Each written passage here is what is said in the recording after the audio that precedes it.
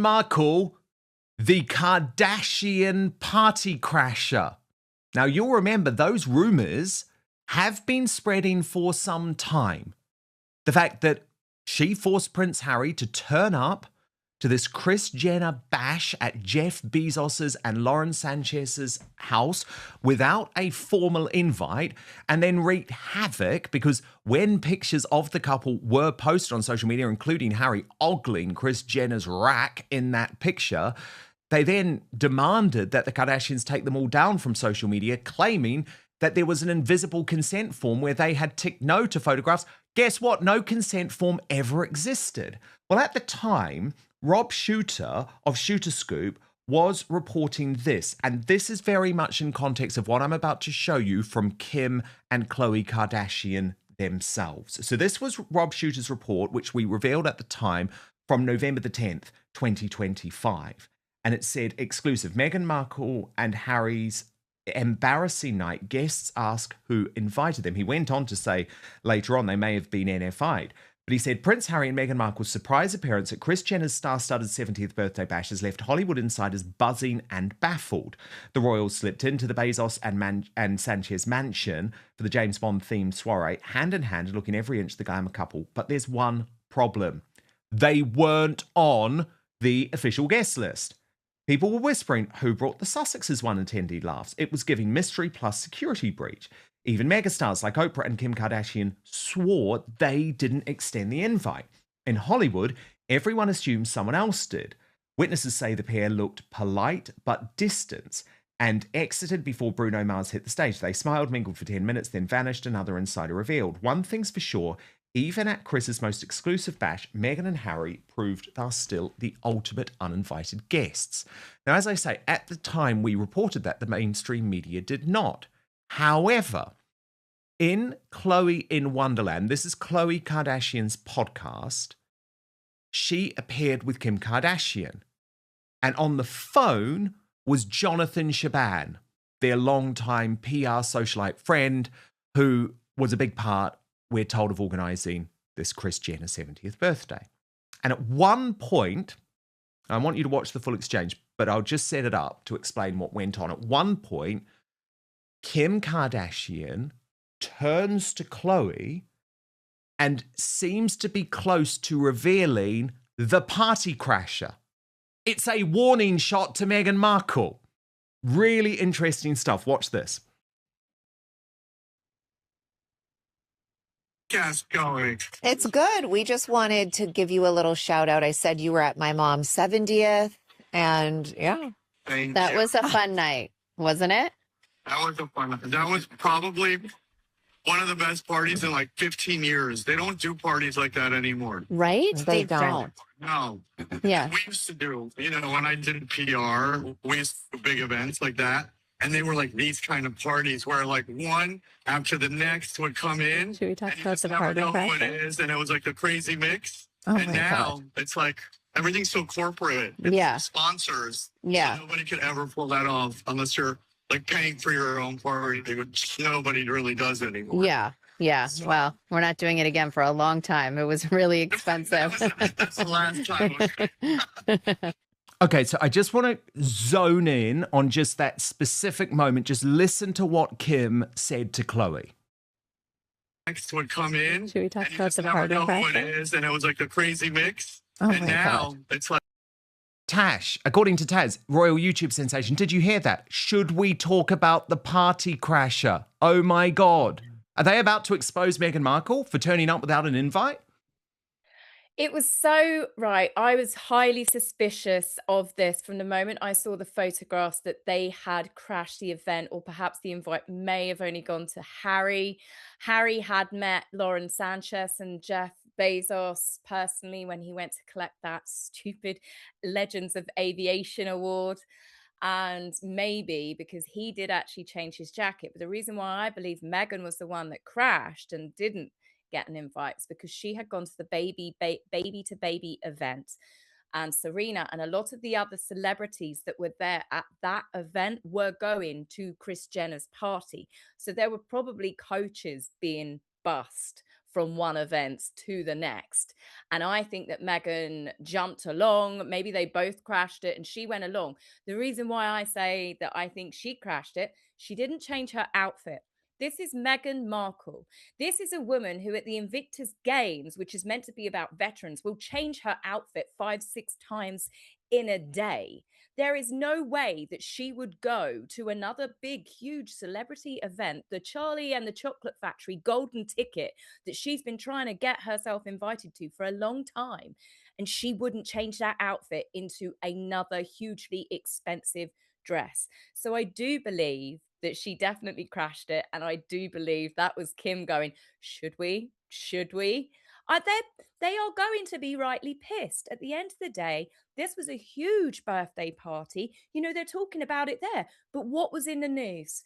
Who made it all about them because of the ridiculous stunt that she did with the photographs, making them pull them? Meghan turned that entire publicity surrounding this birthday into the Harry and Meghan Photogate show. And that is something that the Kardashians are not going to let slide. No, and even though Kris Jenner may not be annoyed, I think what you really pick up from that conversation, Tash, is that Kim viewed this as her project. You know, we're not going to do this for a long time. It was super expensive. Of course, Bruno Mars performed. Meghan and Harry left before he hit the stage. And you're right. They love coverage. It's not that they don't want coverage and attention, but they were going to get the coverage and attention regardless. Yeah. That's why they put the pictures out. Remember, Harry and Meghan were not even included in the first tranche of pictures that were released by the Kardashians.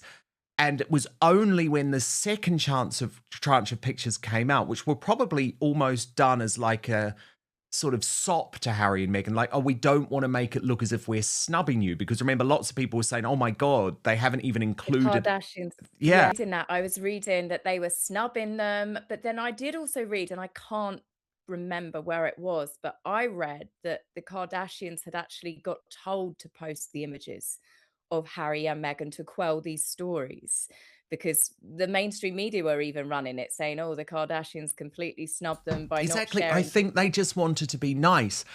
But there was a real turn when the Kardashians were then effectively accused of having broken some type of code for the party, which never existed. Bad. And I think this whole incident exploded behind the scenes, Tash, much more than we ever know, because Meredith Maines, who was then the head of PR for Harry and Meghan, quit around the same time.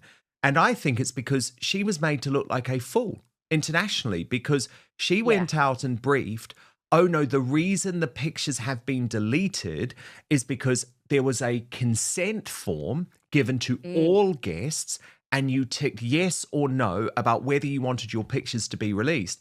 Well, very quickly it emerged that was just poppycock. That was made up. There was no consent form. And so a lie had been put out there about the Kardashians. Now, if you think about the Kardashians too, I was always highly suspicious when that consent form thing came up, because it's like, I'm sorry, this is the Kardashians. You know that if you're turning up to a Kardashian party, you are going to be pictured. You're going to be photographed. And by the way, you're not going to have control over that. The guests were not allowed to keep their own phones, but of course there were lots of images and pictures being taken of the event. It's the Kardashians. They don't buy into, you know, if you want to come, you're going to be photographed. End of story. Of course you are. And I think that is where the real friction will be with the Kardashians. They love a scandal. They love a scandal. It gives them attention. Do you know what I mean? I don't think that they're bothered so much about Photogate. I think they would have been bothered about Meghan and her team, and whoever else was involved has said that they have breached a contract. The Kardashians' money, all of the brand deals, all of the endorsements, these women have got contracts coming out of their ears. And by Meghan doing such a big lie, this is a legally binding contract that you would have signed to say that you do not have, the rights to be able to, post these pictures and stuff. To say that the Kardashians went against this legally binding contract, that's a huge, big red no-no. And it caused people to turn. Initially, it's only the Sussex squad that no one really listens to, Meghan's fan base, but it was them saying, oh, the Kardashians, I can't believe that they did that. Well, of course they would. So it damages the Kardashians' credibility if it had been anyone else. But I think because it was Harry and Meghan, who we know lie through their back teeth, if the lips are moving, those two are telling porcupines, that it didn't get taken seriously. But it was quite a big lie to put out against them. And if they did gate crash initially as well, it's like a double slap, isn't it? A double slap. I'd be very shocked if they ever get an invite ever again. Or if they even did get an invite, and yeah, they'd be barred from the door. Well, there's more astonishing reporting from the aforementioned Rob Shooter. This is brand new, Tash, and it's equally horrifying. He's revealed that Meghan Markle is pushing for an invite to Valentino's funeral, which is, again, just something you don't do. So let me take you inside his reporting. He writes on his Substack, Meghan Markle is angling for a coveted invite to Valentino Garavani's funeral in Rome, sources tell me. The legendary designer passed away Monday at 93, leaving a void in the fashion world that celebrities are eager to fill, and Meghan doesn't want to be left out. She's quietly reaching out to Valentino's inner circle, hoping to secure a seat among the fashion elite, a source says.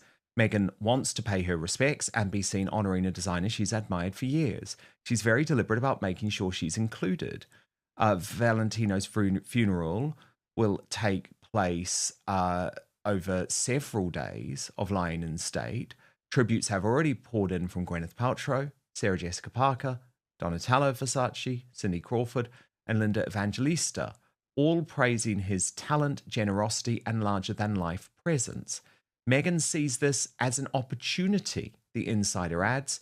It's not just paying respects, it's about being part of the inner circle of the fashion world. She knows this is one of those moments where image and timing matter.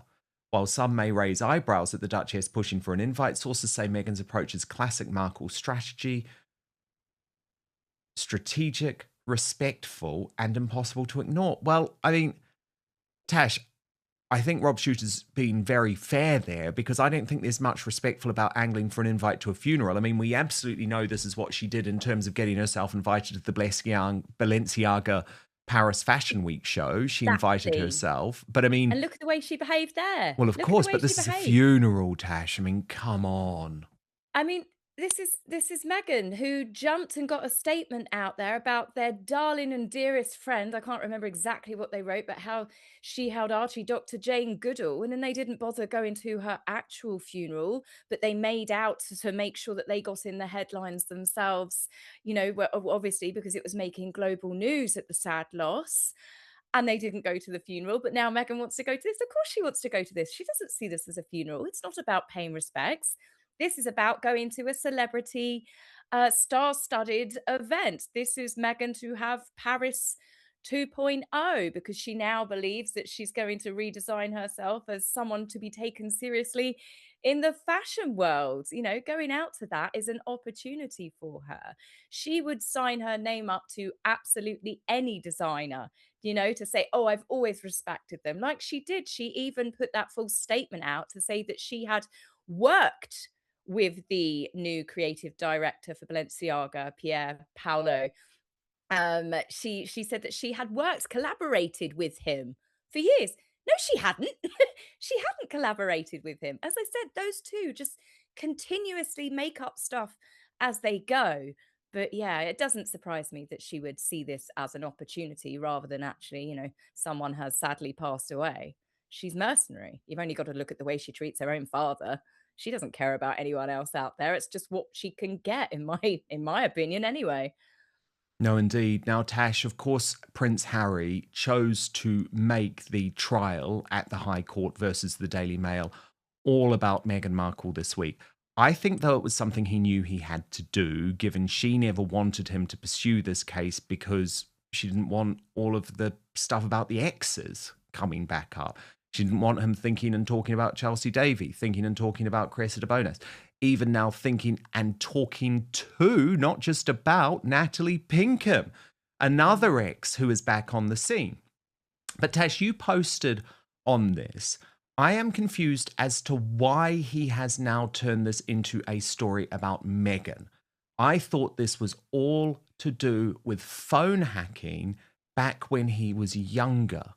So clearly there was a PR strategy here, Tash. And I think the line about Meghan, actually, let's just look at it because we've got our court recreation. So I think this line about Meghan, because remember, this was him being quizzed by David Sherborne, his own lawyer, and it was the last question. And at the very end, that's when he got emotional and the tears came out. So I actually think this was a scripted and planned line. But watch. This segment sets the tone immediately, and it's brutal. The claim that Meghan Markle and Prince Harry turned up to Kris Jenner's 70th birthday without a formal invite isn't just embarrassing, it's reputationally toxic in Hollywood. Hollywood runs on lists, access, and hierarchy. Turning up uninvited isn't quirky, it's a social felony. The fact that even Oprah and Kim Kardashian reportedly denied inviting them tells you how badly this landed behind the scenes. And then comes Photogate, demanding images be taken down based on an invisible consent form that never existed. If true, that's not a misunderstanding, that's an attempted power play that completely backfired. Key takeaway: this wasn't a misunderstanding, it was a flex that failed. This is where things get quietly explosive. Kim's line, "Should we talk about who it is?" isn't accidental. In Kardashian speak, that's a veiled threat. They don't expose unless pushed, but they let you know they could. Hollywood etiquette is simple: don't hijack someone else's moment. The suggestion that Meghan and Harry turned Kris Jenner's birthday into the Sussex Photogate show would be unforgivable in that circle. Key takeaway: Kim didn't expose, she signaled. And that's often worse. This is one of the most compelling observations in the entire breakdown. Meghan Markle is famously meticulous outfit changes at Invictus, curated looks, calculated visuals. Yet here, she doesn't change outfits before allegedly hopping from one elite event to another. That fuels the theory that either only Harry was invited, or neither was invited, and they followed the crowd. In Hollywood, wardrobe is strategy. No change equals no plan. Key takeaway: this didn't look like a planned appearance, it looked improvised. This is where it turns from awkward to dangerous. Accusing the Kardashians, a family built on contracts and legal airtightness, of breaching a consent agreement that never existed is reckless. That's not gossip, that's potentially defamatory. When Meghan and Harry's then PR chief reportedly quit around the same time, it suggests internal fallout. Someone was left holding the bag for a story that collapsed within hours. Hollywood forgives scandals. It does not forgive lies that risk lawsuits. This is where many viewers will audibly gasp. I believe that my life is open season to be commercialized by these people. To act in the public interest is to interest the public. I fundamentally reject that. Having my life, like others, commercialized in this way since I was a teenager, delving into every aspect of my private life, listening to calls, blagging flights so they could see where I was going. It was a time when everyone was in competition with each other. To sit here and go through this again, and to hear them claim in their defense that I don't have any right to privacy, is disgusting. They have made my wife's life an absolute misery, my lord. I mean, Tash, I thought that was planned. I thought it was all pre-planned. Of course it was. It was that final attempt to pull at the heartstrings. This was the most rehearsed bit. And it's, to me, do you know, all I could hear in the back of my brain was one tear, left eye go. The newspapers jumped on it straight away, saying that Harry was in tears. He wasn't in tears, he was close to tears. And all he did was probably a little bit of a bottom lip wiggle like a toddler would, to say, "I'm really upset here, my lord." It's about emotional manipulation, bringing his wife into it, who's got nothing to do with this court case. It's as ridiculous as trying to put in evidence about how Catherine and William were hacked. Yes, it was a terrible thing that happened, and I'm sure Meghan is upset by the way some of the articles that have been written about her over the years. But it's still got nothing to do with this particular court case. He's done that, as I said, to get the emotional bit across right at the very end. This is the most rehearsed bit because he was quite bristly throughout, I was watching people reporting on it, and Harry was quite combative. He was ruffling his feathers quite a lot. He had to be told by the judge several times to basically, you're just meant to answer the questions. You're not meant to argue back. And Harry can't help himself. But at the end, the final bit, he gets a little bit upset. Honestly, I mean, I wouldn't be surprised if he did have a single solitary tear just resting under the eye. Meghan's giving him some tips. And then, of Coaching. course, Tash, the other question is, like, which narrative are we meant to believe? Like, is Meghan's life a total misery? Or is she, as the Sussex squad are very often trying to claim, she's the happiest she's ever been? And the sort of dichotomy was spelled out well in this back-to-back video. Watch.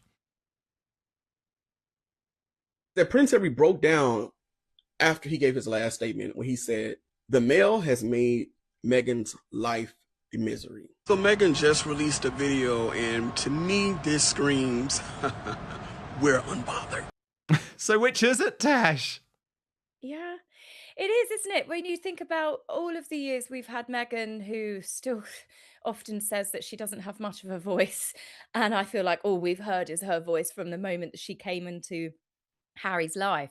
But the amount of interviews that she's given, Zoom calls, talking about, oh, I don't have social media accounts. I don't read anything that's written about me. It's just noise. It's just noise. You know, I wash it down the drain, and all of the other little fridge magnet mantras that she likes to spout.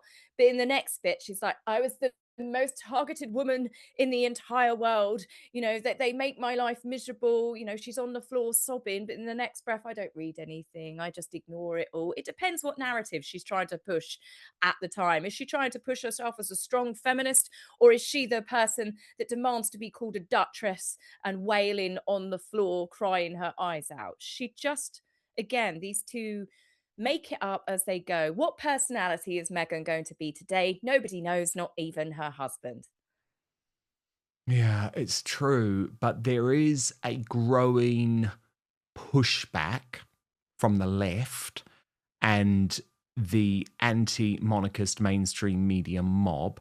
And I think it is just worth looking at how they're arguing this, Tash, because you've got to understand that there remains an attempt to use Prince Harry and Meghan Markle to bring down the British royal family. This is why it's so serious, right? And Peter Hunt, who is now just a propagandist for them, but, you know, in a former life, we were meant to believe was an impartial royal reporter for the BBC. You know, he even conducted one of those famous rare interviews with Prince William. I think it was maybe the one that Prince William gave for his 21st birthday. I can't remember exactly, but it was one of those big, very rare university interviews. So he is now effectively shilling for Harry and Meghan and the Sussex squad. But this is the argument he's making to basically turn this court case against the uncaring royal family. And it's very notable, Tash, he used the BBC alert that was sent out about Prince Harry getting emotional, you see. So that's why I think this is all part of a plan. And he wrote, and his Windsor family is nowhere to be seen. To understand the king's failure to see his son, you need to remember that his wife's son writes for the Mail, and one of his trusted aides is a former senior employee. So the suggestion there, Tash, which again is to me completely irresponsible, and that's why we have to push back on this, is that the reason King Charles and Prince William are not there alongside Harry is because they're in some way corrupted by the Daily Mail, and they have these close relations with the Daily Mail. Now, there are close relations with the Daily Mail. You can't deny that. But it's nothing to do with why they're not there. Charles is the king. He is the king. It's his court. It's his judiciary. It's the king's bench. The KC is the king's council. Yeah. It's like... he cannot get involved. Harry is putting his father in the most disgustingly difficult position, just like he was when he skipped straight from the court to the House of Lords for lunch to meet Baroness Doreen Lawrence. These are highly inappropriate moves. So that's the first thing. With William, it's quite a different situation, of course. William just despises Harry because of everything he's done. But it's notable to me that there's this narrative, Tash. I mean, You can see it. We've seen it for a while. You can see it. You can see this push. They want the public to believe in one breath that the king wants Harry back because that will cause a lot of negative backlash. I've seen it myself across social media.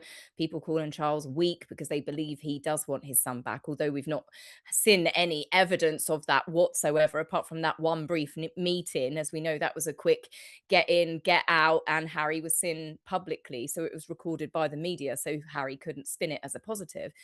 But the they're not there supporting him because he is a viper. Why on earth would they want to be anywhere near him when they cannot trust him? Harry proves time and time again. But it is a coordinated effort going on. Harry's working it from the angle he wants to play victim, so it makes his family look bad because, the cold, unloving father backs up some of the other stories that he told in Spare. Oh, poor little Harry, that poor little boy, he's being left to face the big bag media all by himself.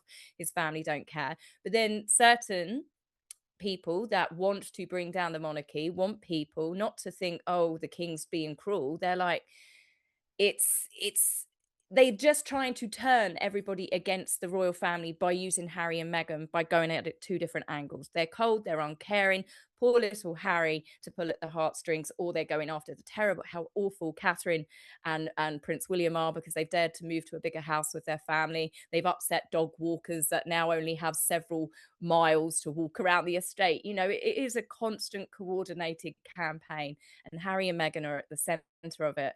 They are fueling the fire, as it were, for the Republican movement. But thankfully, from what I see, I don't believe many people do fall for it anymore. I think it's very transparent. I think because more and more people are listening to people like you, Dan, independent channels. There's lots of other people out there that are now reporting the truth. And I think people are beginning to trust more of what they see on social media than what they read in the newspapers every day. Totally, And because I that's the think thing. that's It's not this binary choice anymore. It's not like, no. oh, I support the Daily Mail here. No, the Daily Mail did, by all accounts, disgusting things, but it's not binary. I do think, though, Harry, his other scripted line was the dig at the British royal family. And Oh, he can't help himself. no, he can't, but it's disgusting. And I think we do have to call out how disgusting it is. Watch. You tell us that you were aware of some, but not all, of the 14 articles that you complain of in these proceedings at the time they were published. Yes. You did not complain, and no complaint was made on your behalf. Not that I am aware of. That is because you believed at the time that the articles were published, insofar as you saw them, that the information they contained came from legitimate sources. To a certain extent, but I would not have been able to complain about them anyway because of the institution I was in. It would have been very difficult. Never complain and never explain. Tash, it was scripted. I'm sorry. That was the other scripted part. It's back to being the institution again. The institution that by giving his children the prince and princess titles that he has now linked them to. He's a complete and utter hypocrite. I will say, Dan, though, that your AI version of Harry is very complimentary compared to the reality of the bitter, balding face we saw going in and out we've of got court. them It's actually. done him quite a favour. Meghan's mole put together the court drawings, which we can take a look at, and they're just so good, aren't they? Because come on, I totally agree. Our AI Harry was far, far too handsome, Tash. Yeah, I mean, yeah, you've done him a favour, I think, with that AI version. But yeah, I mean, it was obvious. This is more like it. Oh yeah, look at that. That's him all over, isn't it? Beady little eyes, frowning, angry man that he is. But it was obvious he was going to take a swipe at the royal family. It was obvious he was going to bring up Meghan. And it was also obvious that Diana would get a mention because that was the start of the opening statement, wasn't it?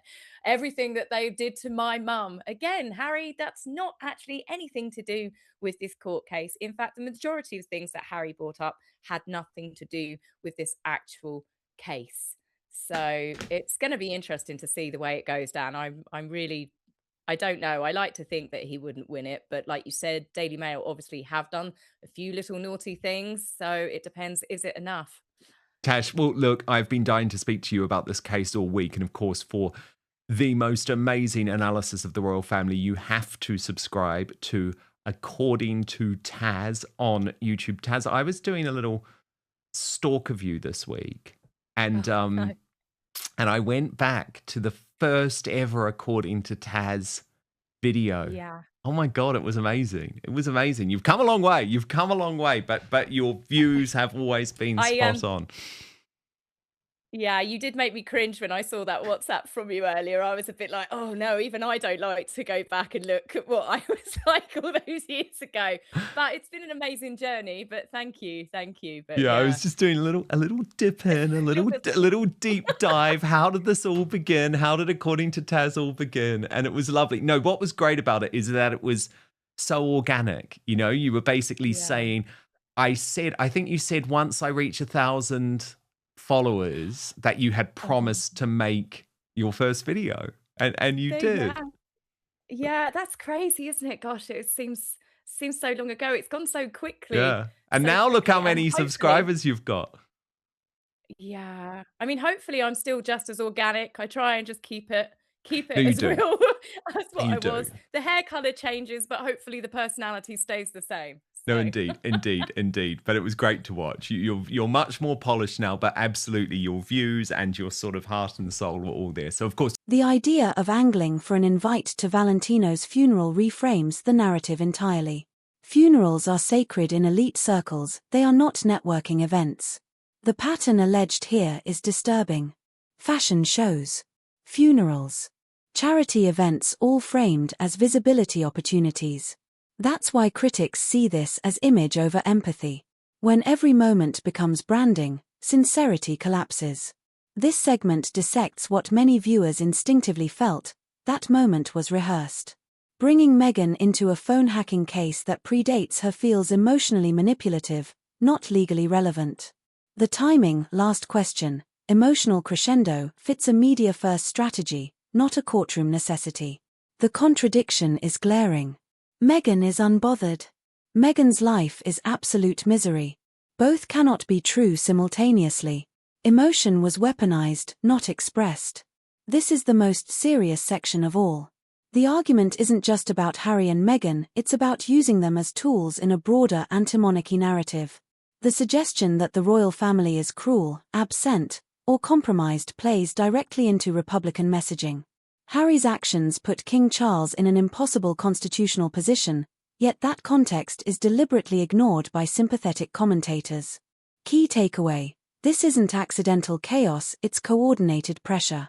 Invoking Diana. Invoking the institution. Invoking victimhood while insisting on royal titles for children. That contradiction erodes credibility. You can't denounce the system while profiting from its prestige. You can't burn the bridge and demand tolls. This transcript paints a picture of calculated PR, social boundary crossing, emotional manipulation, narrative contradictions. Whether viewers agree or not, one thing is undeniable: trust has been replaced by skepticism. Now it's your turn. Do you think Meghan and Harry were genuinely mistreated by Hollywood and the media? Or have they overplayed their hand and burned elite bridges for good? Drop your honest opinion in the comments. Like if you think this was a PR disaster. Subscribe for unfiltered, independent royal commentary. Let the debate begin.